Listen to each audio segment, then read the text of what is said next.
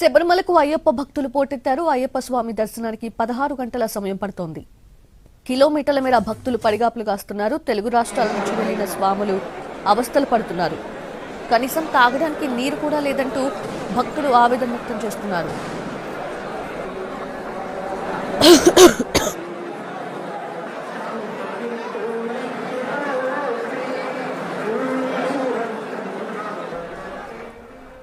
శబరిమలకు అయ్యప్ప భక్తులు పోటెత్తారు. అయ్యప్ప స్వామి దర్శనానికి 16 గంటల సమయం పడుతోంది. కిలోమీటర్ల మేర భక్తులు పడిగాపులు కాస్తున్నారు. తెలుగు రాష్ట్రాల నుంచి వెళ్లిన స్వాములు అవస్థలు పడుతున్నారు. కనీసం తాగడానికి నీరు కూడా లేదంటూ భక్తులు ఆవేదన వ్యక్తం చేస్తున్నారు.